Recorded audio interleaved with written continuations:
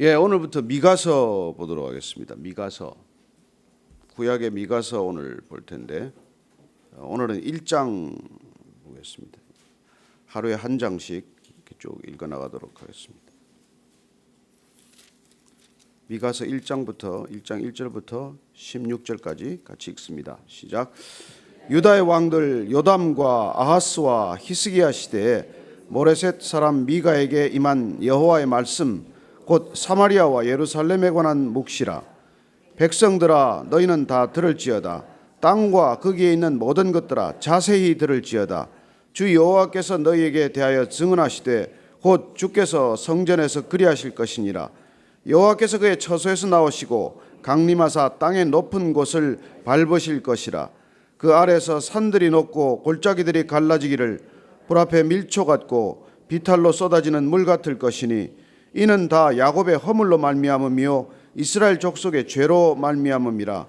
야곱의 허물이 무엇이냐? 사마리아가 아니냐? 유다의 산당이 무엇이냐? 예루살렘이 아니냐? 이러므로 내가 사마리아를 들의 무더기 같게 하고 포도심을 동산 같게 하며 또 그 돌들을 골짜기에 쏟아내리고 그 기초를 드러내며 그 새긴 우상들은 다 부서지고 그 음행의 값은 다 불살라지며 내가 그 목상들을 다 깨뜨리리니 그가 기생의 값으로 모았은즉 그것이 기생의 값으로 돌아가리라. 이러므로 내가 애통하고 애곡하고 벌거벗은 몸으로 행하며 들깨같이 애곡하고 타조같이 애통하리니 이는 그 상처는 고칠 수 없고 그것이 유다까지도 이르고 내 백성의 성문 곧 예루살렘에도 미쳤음이니라. 가드에 알리지 말며 도무지 울지 말지어다. 내가 베들레아브라의 티끌에 굴렀도다. 사빌 주민아 너는 벗은 몸에 수치를 무릅쓰고 나갈지어다. 산한 주민은 나오지 못하고 베데셀이 애곡하여 너희에게 의지할 곳이 없게 하리라. 마롯 주민이 근심 중에 복을 바라니 이는 재앙이 여호와께로 말미암아 예루살렘 성문에 임함이니라. 라기스 주민아 너는 준마의 병거를 멸줄지어다. 라기스는 딸 시온의 죄의 근본이니 이는 이스라엘의 허물이 내게서 보였음이니라. 이러므로 너는 가드 모레셋에 작별하는 예물을 줄지어다.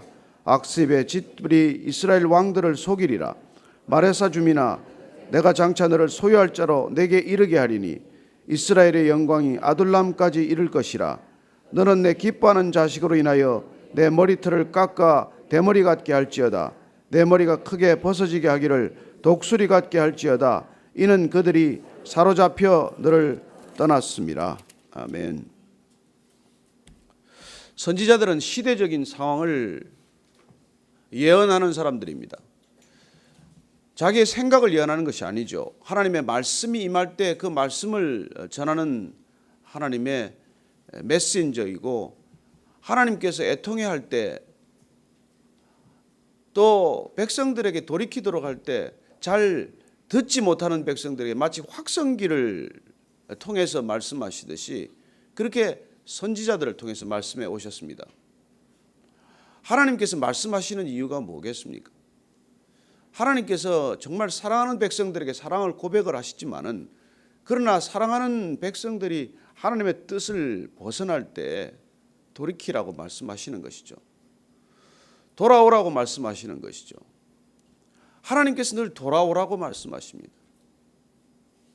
회개란 돌이키는 것이듯이 하나님께서 우리를 부르시는 경우는 대개 돌이키라고 부르시는 것이고 우리에게 고난과 고통이 임한다면 돌이키라는 사인 아닙니까?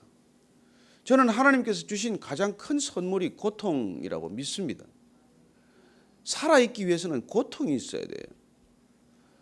여러분 찔러도 아프지 않으면 고통이 없으면 그게 한센시 병 아닙니까? 우리의 영혼의 애통함이 없으면 여러분 그건 병들었다는 증거예요. 나는 통증이 없습니다. 이상한 거죠. 왜 마약을 먹습니까? 통증을 느끼지 않겠다고 먹는 것이지만 그 마약이야말로 통증을 없애는 것이 아니라 통증에 무디게 만들므로 해서 가장 처참한 인생의 결과를 가져오지 않습니까? 저는 하나님께서 우리에게 깨어있게 하기 위해서 때로는 고통을 허락하시고 고난을 허락하시는 주님을 감사할 수 있게 되기를 바랍니다. 신앙이란 고통의 회복이요 통증의 감각의 회복이라고 저는 믿습니다. 아픔이 아픔으로 느껴지고 애통함이 애통함으로 다가올 때 우리는 건강한 것이죠. 늘 쾌락에 젖어 있는 것은, 늘 쾌락을 갈망하는 것은 어떻게 보면 중독되기를 갈망하는 것과 마찬가지이기 때문입니다. 우리가 오늘 보는 이 미가라고 하는 사람은 호세아 선지자나 아모스 선지자나 이사야 선지자와 동시대 사람들입니다. 이 사람들이 우리가 선지서가 주로 집중되는 것, 예언서들이 집중되는 까닭은 북이스라엘의 멸망과 남유다의 멸망을 애통해 하는 하나님의 마음을 집중적으로 전달하는 하나님의 메신저들이었기 때문입니다. BC 722년에 북이스라엘이 멸망합니다. 또 남유다가 그 북이스라엘이 멸망하는 것을 보고도 돌이키지 않고 결국은 BC 588년에 또 멸망하는 것을 보게 됩니다. 저는 이 시대도 동일하게 미가를 통해서 하시는 말씀이 우리 모두에게 말씀하고 계신다고 믿습니다. 북녘 땅을 바라볼 때 우리를 향한 하나님의 메시지이기도 하고, 저 백성들이 저 지경에 이런 것들을 보면서 우리가 다시 돌이키지 못한다면 우리에게도 동일한 결과가 미치게 될 것이라는 것을 말씀해 주고 계신 것과 마찬가지죠. 이 미가는 다른 선지자들과 달리 시골 농부 출신입니다. 농촌에까지 샅샅이 파고든 그런 타락상, 부패상, 시대의 암울함을 그는 하나님께서 임한 말씀으로 백성들에게 경고하고 있는 것이죠. 그는 오늘 이렇게 시작합니다. 1절 말씀입니다. 시작. 유다의 왕들 요담과 아하스와 히스기야 시대에 모레셋 사람 미가에게 임한 여호와의 말씀 곧 사마리아와 예루살렘에 관한 묵시라. 사마리아란 북이스라엘의 수도를 말하는 것이고 예루살렘은 곧 남유다의 수도인 만큼 두 나라, 분단된 두 나라, 르호보암 이후에 분단된 이 두 나라 북이스라엘과 남유다에 대한 동일한 경고의 메시지를 듣겠습니다. 왜냐하면 하나님의 말씀은 곧 묵시입니다. 하나님의 말씀이 없으면 방자히 행한다고 잠언 말씀은 말하고 있습니다. 묵시가 없으면, 하나님께서 펼쳐 보여주시는 비전이 없으면, 하나님께서 비전을 말씀해 주시지 않으면 인간은 곧 방자해진다는 것이죠. 타락한다는 얘기입니다. 부패한다는 얘기죠. 썩어 문드러지기 시작한다는 것입니다. 안타깝게도 그런 하나님의 말씀이 임할 때 하나님의 말씀을 붙들기만 하면, 그 말씀으로 돌이키만 하면 될 것을 그 말씀하시는데도 불구하고 돌이키지 않을 때 결국은 감당할 수 없는 재앙을 맞닥뜨리게 되는 것이죠. 결국 이 BC 722년에 살만에셀 5세에 의해서 침공을 받았을 때 2만 7천 명 이상의 이스라엘 백성들이 포로로 끌려가게 됩니다. 얼마나 처참한 모습으로 끌려갔든지 상상할 수 없는 모습들이에요. 나중에 이 남유다를 침공했을 때도 마찬가지입니다. 산헤립이 라기스라는 성을 침략해서 그 백성들을 잔혹하게 다룬 것을 본인은 승전을 기념하기 위해서 부조로 만들었습니다. 그 부조를 만든 그림을 보면 끔찍한 참상들을 보게 됩니다. 그리고 하나님께서 그런 일이 일어나기 전에 침묵하셨습니까? 아닙니다. 끊임없이 말씀하셨습니다. 돌이키라. 이제는 그만하면 됐다. 이제는 돌이키라. 그 음성에 주님 말씀을 해주셨지만은 귀를 막고 말았던 백성들입니다. 자, 2절 말씀, 3절 말씀입니다. 시작. 백성들아, 너희는 다 들을지어다.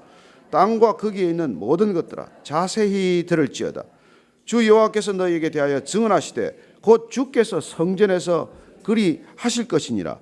여호와께서 그의 처소에서 나오시고 강림하사 땅의 높은 곳을 밟으실 것이라. 백성들아 들으라. 자세히 들으라. 하나님께서 말씀하실 때 제발 귀 기울여 들으라. 전심을 다해서 들으라. 그래요. 그렇게 우리가 들으라고 말씀하실 때 들으면 될 터인데 안 듣는 것이죠. 들으라는 것입니다. 저와 여러분들이 늘 귀 기울여 듣게 되기를 바랍니다. 하나님의 말씀이 들려야 합니다. 하나님의 음성으로 들어야 합니다. 그냥 지나가는 소리. 우리가 어릴 때 매일 야단 맞는 게 뭡니까? 동일한 잘못을 계속 반복하는 이유는 오른쪽 귀로 듣고 왼쪽 귀로 흘려버리는 것이죠. 그래서 그냥 소리로 지나가 버리는 것입니다. 왜 그런 일이 일어날까요? 다른 데 신경 쓰기 때문이죠. 관심이 분산된 때문입니다. 늘 우리가 대화할 때 이렇게 얘기해 보면 알지 않습니까? 집중해서 듣는 사람한테는 우리가 나도 진심으로 말하게 되지만 건성으로 듣는 사람한테 어떻게 진심으로 말하게 됩니까? 한두 마디 던져보면 이 사람이 듣고 있는지 안 듣고 있는지 알지 않습니까? 근데 대부분 듣는 체 하면서 딴 생각을 하게 되면 그 태도는 결국 말하는 사람에게 실망감을 안겨다 주는 것이죠. 저는 여러분들이 대화할 때 꼭 사람의 눈을 들여다보고 대화하기를 바라고, 그리고 들을 때 전심으로 듣게 되기를 바랍니다. 여러분, 그게 존중하는 태도 아닙니까? 듣는 태도를 보면 이 사람이 나를 어떻게 생각하나, 나를 어떻게 대접하나 알고 있는 것이죠. 이게 정말 눈 한 번 마주치는 것, 잘못 마주쳐도 사람이 상처를 받고요. 말 한 번 하는데 그 말을 잘 경청해 주지 않아도 사람이 상처를 입을 만큼 사람들이 여린 존재 아닙니까? 그래서 정말 1대1로 만나서 대화할 때는 여러분 거기에 몰입해야 하는 것이죠. 하물며 사람 간의 관계도 몰입이 되지 않으면 그냥 겉핥기식 관계로 지나가고 마는데 하나님과의 관계가 그렇게 돼서는 안 되지 않겠습니까? 그런데 우리가 보면은 하나님 생각보다는 딴 생각을 많이 하고 있기 때문에 하나님의 음성이 들리지 않는 것이죠. 하나님께 집중하지 않기 때문에 하나님의 음성으로 들리지 않는 것입니다. 그래서 우리가 정말 이렇게 성경을 많이 읽었지만 때로는 우리가 짧은 본문을 가지고 깊이 묵상하는 버릇을 이제 길러야 되는 것 까닭은, 이제 건성으로 읽다가 보면 그냥 빨리 읽다가 보면 속독을 하다 보면, 그래서 뭐 성경을 몇십 독 했다고 하는 사람이 있지만, 그러나 그 말씀을 귀 기울여 듣지 않으면 또 문제가 생기는 거예요. 늘 익숙한 말씀 같은데 무슨 말씀인지 하나도 그 깊은 뜻을 깨닫지 못하고, 또 혹은 마음에 담거나 새겨진 말씀이 없어서 읽긴 다 읽은 것 같은데 남아있는 건진 말씀이 없는 거예요. 그래서 소위 말하는 그 말씀이 레마가 되어서 내 영혼을 흔드는 말씀이 있어야 되는데, 그래야 우리가 그 말씀을 경청한 셈이 되고, 그 경청한 말씀은 우리한테 살아 움직이는 말씀이 될 텐데, 그런 말씀이 없으면 아무리 읽어도 소용이 없는 것이죠. 오늘 들으라, 자세히 들으라, 귀 기울여 들으라, 제발 좀 정신 차리고 들으라는 것이죠. 답답하니까 안 들으니까 주님께서 이제 나와서 처소에서 나오셨습니다. 그래서 그냥 땅의 높은 곳을 밟고 계신다고 말합니다. 그 아래서 산들이 높고 골짜기들이 갈라지기를 불 앞에 밀초 같고 비탈로 쏟아지는 물 같을 것이니 이는 다 야곱의 허물로 말미암음이요 이스라엘 족속의 죄로 말미암음이라. 야곱의 허물이 무엇이냐? 사마리아가 아니냐? 유다의 산당이 무엇이냐? 예루살렘이 아니냐? 예, 사마리아나 예루살렘이 얼마나 타락했는지, 그들의 죄 때문에 하나님께서 이제 심판을 시작하실 때 산이 흔들리고 마치 밀랍의 초가 녹듯이 그렇게 녹아버릴 것이라고 말합니다. 하나님께서 심판의 칼을 뽑아들면 오래 참고 긍휼을 베푸시는 하나님이시지만 심판을 결심하시면 없는 것처럼 상대하십니다. 노아의 홍수가 시작이 되면은 노아의 가족 방주에 들어간 8명 이외에는 이 땅에 없는 것처럼, 사람이 없는 것처럼 그렇게 심판이 시작되지 않습니까? 소돔과 고모라가 불에 타기 시작하면 여러분 인간이 없는 것처럼 다루기 시작하는 것이죠. 정말 두렵고 무서운 시간들이 있지 않습니까? 그런 시간이 온다는 것입니다. 자, 6절 7절입니다. 시작. 이러므로 내가 사마리아를 들의 무더기 같게 하고 포도심을 동산 같게 하며 또 그 돌들을 골짜기에 쏟아내리고 그 기초를 드러내며 그 새긴 우상들은 다 부서지고 그 음행의 값은 다 불살라지며 내가 그 목상들을 다 깨뜨리리니 그가 기생의 값으로 모았은즉 그것이 기생의 값으로 돌아가리라. 이 음란하면 결국은 영적인 음란과 불가문의 음란입니다. 사람이 몸이 타락하는 것은 그 정신이 타락하지 않고서 일어나지 않습니다. 우리가 먼저 몸이 병들기 전에 사람의 영혼이 병들어야 하듯이 많은 경우에 그게 밀접히 관련되어 있는 것 아닙니까? 뗄래야 뗄 수 없는 거거든요. 그래서 오늘 이 이스라엘의 죄, 그 다음에 이 유다의 죄, 허물은 무엇입니까? 우상을 섬기는 것이죠. 늘 모든 예언서는 우상의 문제를 다루고 있지 않습니까? 그 우상이란 형상을 만들지 말라고 한 하나님의 명령을 어기고 계명을 어기고 하나님 대신 내 뜻을 채워줄 나의 신을 만든 것이죠. 내가 만든 신이 우상이라는 것입니다. 그래서 우리는 늘 나를 만드신 하나님을 대체할 내가 만든 하나님 그런 신을 늘 갈망하고 있는 것이죠.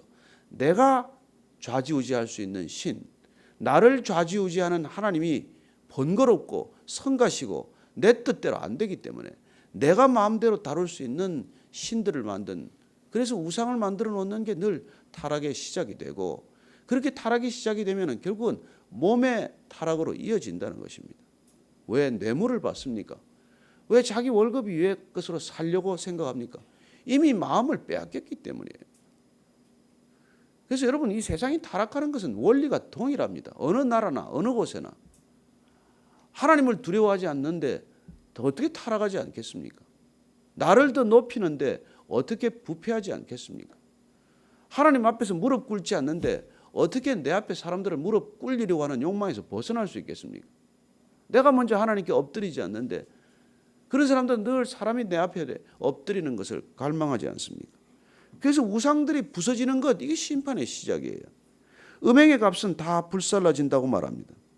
목상들은 다 깨뜨려지고 기생의 값으로 모았은 즉 매춘부가 매춘의 화대로 받은 것, 매춘의 대가를 받은 것들은 결국 그렇게 또다시 사라지고 만다고 말합니다. 여러분, 어떻게 보면 지금 끔찍한 표현이지만 우리가 자칫 잘못하면 이 땅에 지금 버는 모든 것들이 마치 매춘부가 돈을 버듯 그렇게 번다는 것이죠. 이게 극단적인 대비를 하고 비유를 하는 이유는 뭡니까? 우리의 영혼을 팔아서 돈을 번다는 것, 우리의 영혼보다도 재물의 가치를 더 높이 생각하는 것은 매춘에서 화대받는 거나 똑같다는 거예요. 그래서 정말 우리의 영혼을 팔아서 물질을 바꾸는 어리석음을 범하는 것보다 더 큰 죄가 어디 있습니까? 그래서 지금 미가가 이렇게 말합니다. 미가의 이름은 하나님이 없다고 하는 시대에 미가 자체가 하나님의 응답입니다. 여호와가 어디 있냐 이런 시대, 미가 여호와 같은 분이 어디 계시냐, 하나님이 어디 있냐 그렇게 묻는데 하나님 같으신 분이 도대체 어디 있냐. 미가라는 이름이 미가야의 약자인데 약칭 줄인 이름인데 그 이름 자체가 하나님 같은 분, 여호와 같은 분이 어디 있냐. 그 미가 이름 자체가 이 시대, 통탄할 시대에 하나님께서 주시는 하나님의 응답입니다. 그래서 미가는 지금 어떻게 하고 있습니까? 8절 9절 말씀입니다. 시작. 이러므로 내가 애통하며 애곡하고 벌거벗은 몸으로 행하며 들깨같이 애곡하고 타조같이 애통하리니 이는 그 상처는 고칠 수 없고 그것이 유다까지도 이르고 내 백성의 성문 곧 예루살렘에도 미쳤음이니라. 아직 북이스라엘이 망하기 전이지만은 북이스라엘의 멸망을 예언하고 있고 그 북이스라엘의 멸망이 남유다에까지 미쳐서 그렇게 황폐하게 될 것이라는 것입니다. 그래서 벌거벗은 몸으로 행하면서 지금 말합니다. 들깨같이 애곡하고 타조같이 애통하라. 들깨나 타조는 여러분 황폐한 땅, 황망한 광야에서 볼 수 있는 짐승 아닙니까? 그런 것들이 돌아다니는 그런 땅이 되고 말 것이라는 것이죠. 애통하고 애곡합니다. 이 시대에 누가 애통하겠습니까? 미가가 지금 애통하고 있는 것이죠. 아니 그때 잘 먹고 잘 살았습니다. 여전히 잘 먹고 잘 사는 사람들은 그야말로 쾌락 속에 살았겠죠. 그러나 그 시대를 아파하는 사람이 있습니다. 그게 하나님의 부르심을 받은 선지자의 안타까움이죠. 시대를 보는 애통함. 그리고 나서 그는 그 미가는 이쪽 그 이스라엘의 남유다의 남쪽 지방 출신이에요. 그 보면 앞에 1장에 보면은 그가 요담과 아하스와 히스기야 시대에 살았는데 출신은 어디입니까? 모레셋 출신이에요. 모레셋 출신인데 거기 남쪽 지방 출신인데 그 남쪽 자기 지방 주변의 도시들의 이름을 가지고 일종의 언어적인 운문을 만들고 있는 거예요. 그래서 지금 보면은 가드에 알리지 말며 도무지 울지 말지어다. 내가 베들레 아브라에서 티끌에 굴렀도다. 가드란 것은 블레셋 도시 5도시 중에 하나인데 그 당시에 굉장히 큰 도시죠. 그것이 지금 멸망하면 거기에 알려봐도 소용이 없다는 것입니다. 레 아프라라는 도시가 있는데 그것은 이 아프라가 티끌이나 먼지란 뜻이에요. 그래서 이 먼지의 집 그런 뜻의 도시인데 그 말을 뜻을 풀어서 그 도시에서는 티끌의 사람이 구르게 될 거라고 말합니다. 그 다음에 사빌주비나 사빌은 아름답다는 뜻이에요. 사빌주비나 너는 벗은 몸에 수치를 무릅쓰고 나갈지어다. 아름다운 마을 주민들이 그렇게 추악한 수치를 모습으로 될 거라는 것이죠. 사난이란 또 나간다는 뜻인데 나오지 못하게 된다는 거예요. 벳 에셀이라는 것은 견고한 집인데 애국하면 너희에 의지할 곳이 없게 될 거라고 말합니다. 이렇게 자꾸 도시의 이름을 풀어서 어떤 예언을 하는데 그 이름과는 정반대가 될 것이라고 지금 얘기해 주고 있는 것이죠. 또는 이름대로 되든지 이름과 반대로 되든지. 예를 들어서 뭐 이렇게 광주야 빛이 사라질 것이다. 여수야 아름다움은 사라지고 말 것이다. 부산은 속가마가 뒤집어질 것이며 뭐 마산은 말 한 마리가 없어질 것이다. 뭐 이런 식으로 지금 얘기하고 있는 거예요. 여러분들이 듣자면 우리가 이 마을 이름들을 모르니까 무슨 마을인지 모르잖아요. 그러나 그는 모레셋 사람이기 때문에 자기 주위에 있는 마을들 이름을 가지고 이렇게 예언의 결과가 어떨 것인지를 말해주는 것이죠. 마롯이라는 건 아주 쓰다는 뜻인데 마롯 주민이 근심 중에 복을 바라니 이는 재앙이 여호와께로 말미암아 예루살렘 성문에 임함이니라. 라기스는 말이죠. 이거는 이 무적이란 적이 없다는 뜻이에요. 라기스라는 건 침몰하지 않는 무기 이런. 그런데 라기스 주민아 무적은 무슨 무적이냐. 너는 준마의 병거를 메울지어다. 라기스는 딸 시온의 죄의 근본이니 이는 이스라엘의 허물이 내게서 보였습니다. 라기스가 그 당시에는 워낙 강력한 도시였기 때문에 이 나중에 산헤립이 이걸 점령하고 나서 아까 말씀드린 대로 부조를 만들 정도인데 여기 아수르 군대가 침범을 해가지고 여기를 본부로 삼게 됩니다. 그런데 이게 지금 라기스가 죄의 아주 본거지나 마찬가지였다는 것이죠. 이스라엘의 허물이 내게서 보였습니다. 이러므로 너는 갓 모레셋이라는 도시인데 이게 모레셋 가트라고도 하고 하는데 여기는 이건 또 혼수나 뭐 이런 뜻이에요. 그런데 작별하는 예물을 너는 줘야 된다는 거예요. 악시브는 거짓말이라고 하는데 거짓의 집들이 이스라엘 왕들을 속일 것이고 마레사 주민아 이건 유업을 받는다는 뜻인데 내가 장차 너를 소유할 자로 내게 이르게 하리니 이스라엘 영광이 아둘람까지 이를 것이라. 뭐 소유할 게 뭐 있겠어요. 유업이 이제 뭐가 주어지겠습니까. 이렇게 지금 마을들의 이름을 들어서 이 심판의 결과를 얘기하고 있는 것이고 이스라엘의 영광이 아둘람까지 이를 것이라. 보면 여러분 다윗이 도망가가지고 아둘람 동굴에 피신하지 않습니까. 그렇게 안전한 곳이고 상당히 그렇게 피신할 만한 곳인데 거기까지도 다 침략을 받고 다 빼앗기고 말 것이라는 것이죠. 그리고 이스라엘 영광이 거기까지 이른다는 것은 반어적인 표현입니다. 영광은 사라지고 말 것이라는 얘기예요. 무슨 영광이 있겠느냐는 그런 얘기입니다. 너는 내 기뻐하는 자식으로 인하여 내 머리털을 깎아 대머리 같게 할지어다. 옛날에 머리 깎는다는 게 애도의 표시이기도 하고 수치의 표시이기도 합니다. 결국은 머리가 다 깎아야 할 그런 처지가 된다는 것이죠. 머리가 크게 벗어지게 하기를 독수리 같게 할지어다. 이런 그들이 사로잡혀 너를 떠났습니다.